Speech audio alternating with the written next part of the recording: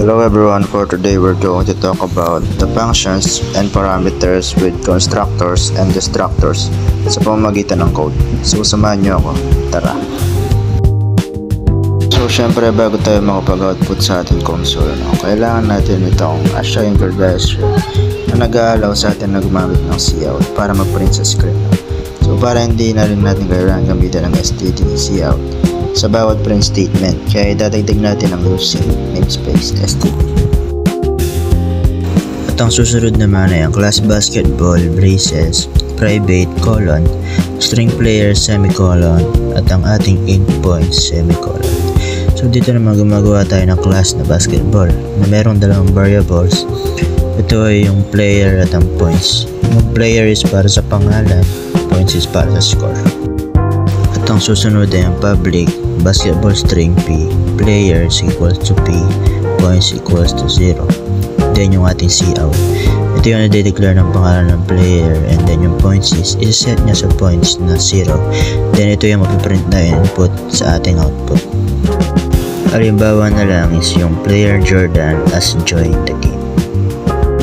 At mamaya hintayin nyo lamang dahil papakita ko sa inyo ang ating final output. Dito naman tayo sa void na lang po function para may update yung score. Dito is madadagdagan yung score ng player 2 magdi-declare tayo. Halimbawa na lamang player 1 that update score 2 at pwede pa natin itong dagdagan kung gusto natin.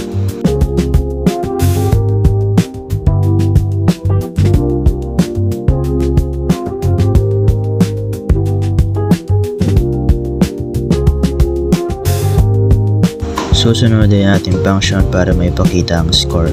Dito i-input natin ang void display score parenthesis braces at ang ating cout.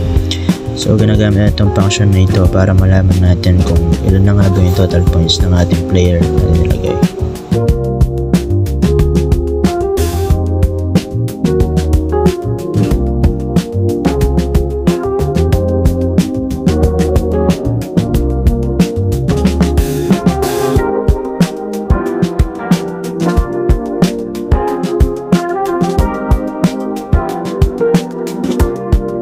So dito naman sa next part natin is dito na natin input ang ating mga class.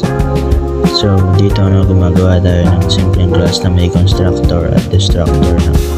So yung constructor is siya yung nagko-call out kapag gumawa tayo ng object.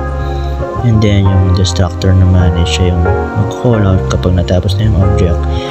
At i-clean up na lang ito para sa ating memories.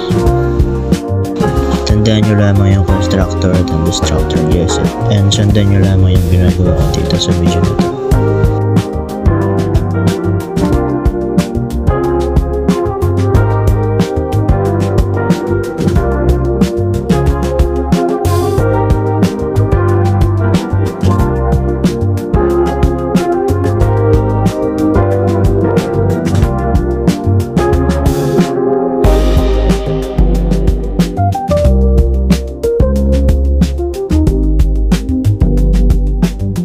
So ngayon magpuproceed na tayo sa pinaka main natin, ang ating main parenthesis braces at ang ating my class object na nagpapatakbo na nagpaprint ng ating constructor. Then yung input tayo ng basketball player 1 which is si Jordan, and then basketball player 2 which is si Lebron. So gumawa tayo ng dalawang players natin na. Then kapag na-print natin to sa ating output, lalabas is player Jordan as join the game and player Lebron as join the game.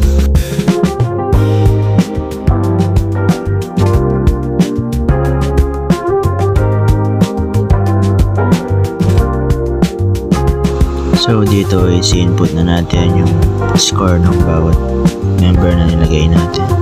Kunwari na lang si Jordan na mayroong 7 points. So maglalagay tayo ng 2, 2 at saka 3. Then kapag kay Lebron naman is dalawang tag 3 points para kapag tinabog ng ating display score is mag-print is Lebron's total score is 6. Then yung kay Jordan naman is Jordan's total score is 7.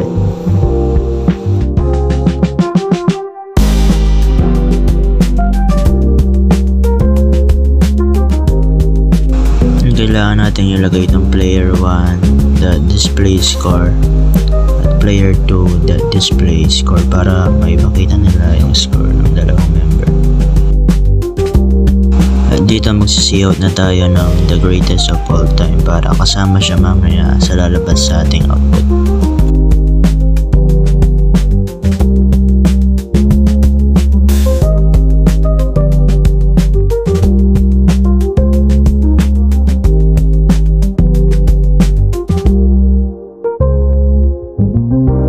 At syempre guys, wag natin kakalimutan yung ating return 0 at semicolon bilang pangtapos sa ating code.